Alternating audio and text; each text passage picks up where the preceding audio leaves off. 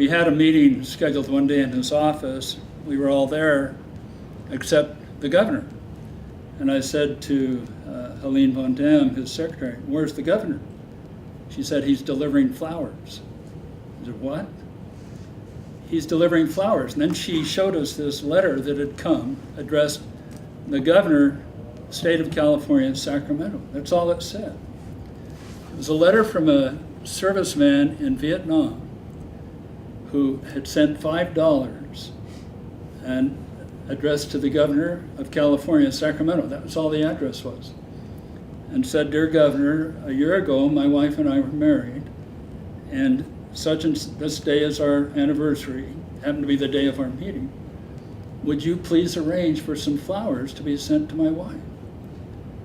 So he took the $5 and went and bought a $50 bundle of roses and went out to the house, this very modest neighborhood. And so when the woman answered the door, there stood the governor of California with an armful of roses.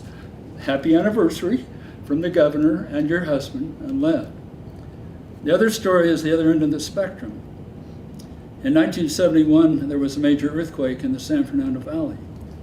In the north end of the valley was a veterans facility made of wood, 4 stories high, and it had collapsed.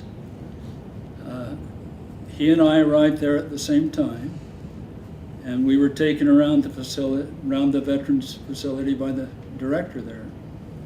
There was no media there. It was just the 2 of us.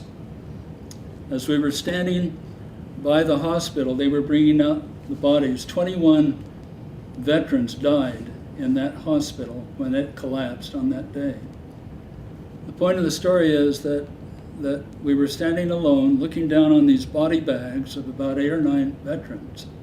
And he began to talk very quietly, just to himself, about how wrong it was. Well, we had asked the director, when one of the bodies was brought out, "Who is this?" The director explained who it was. And Reagan said, "What do you know about his family?" And the director said, "We don't know anything about his family. He never had a visitor in the years that he was here." Reagan talked about how wrong it was that a man who had sacrificed for the country should be left alone. And then as the time came for us to go, again, there were no cameras, nobody else, just 2 of us. He brought his arm up into a full military salute, stood there for maybe 30 seconds over these dead veterans, and then walked back to the limousine and left. But he had this intense feeling about the veterans,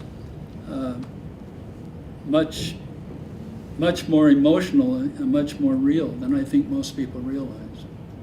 I was down at the White House in a meeting with Paul Laxalt, Senator Laxalt, former governor, who was a good friend of his while they were both governors. Yeah. And I walked in and he stood up and saluted me.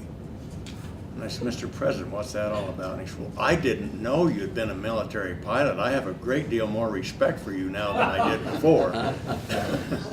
I recall on one occasion, serving as appointment secretary at the time, I'd gotten a call from another senior person of Dick's level, and he said, "Put so-and-so on the president's schedule 6 weeks hence." And I responded that I knew the person in question and the president shouldn't be seen with this person. And he said, "Well, just put it on the calendar." Well, 2 weeks later, the block calendar goes out. The name isn't on it. The person calls and says, "Didn't I instruct you to put this name, this person, in the Oval Office with the president for a photo opportunity?" I said, "You did, but I've got to tell you, this guy is bad news. The president shouldn't be seen with him." And he said, "Well, just put it on." Well, this went back and forth. Finally, the last week, I had lost the battle.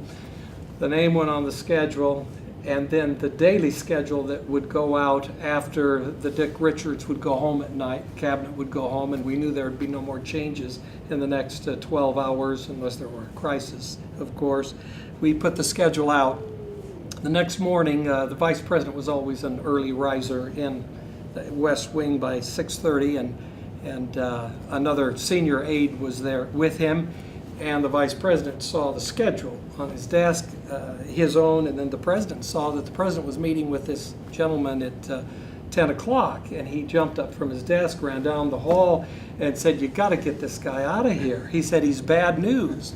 The senior aide, who I won't name here, out of respect and affection, called me and said, "Get him off the schedule."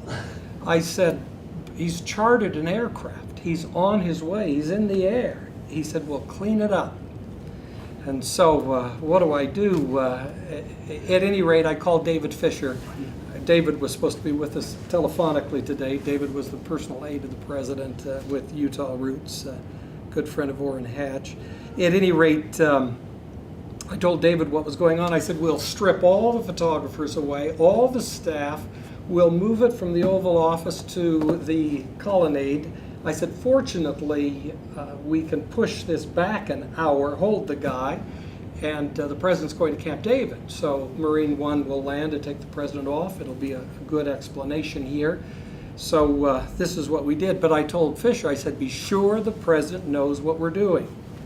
And so the gentleman arrived. I explained there'd been a shift in the schedule. We'd be delayed an hour, but I'd stay with him until he would meet the president. We were going to do it en route to Marine One. And he said, "But will there be photographers?" I said, "Well, I've served 3 presidents and have never seen the president without a photographer, and Ron would vouch for that."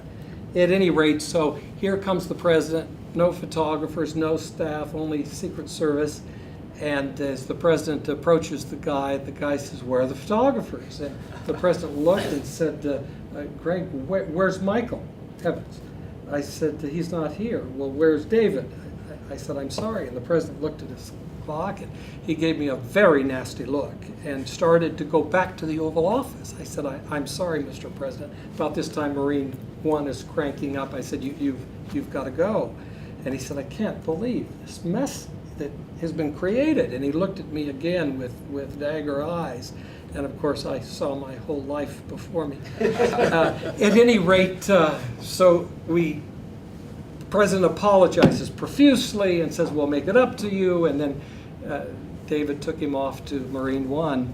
I escorted this crestfallen man back to his limousine and saw him off. The president went off to Camp David, and I went back. Fisher was in his office, then in the anteroom to the Oval Office, and I grabbed David by the collar and said, "Why didn't you explain this to the president?" I did. And the president just played along. Well, let me just tell you briefly. I've never heard him criticize one of his opponents personally, and I don't think any of you have.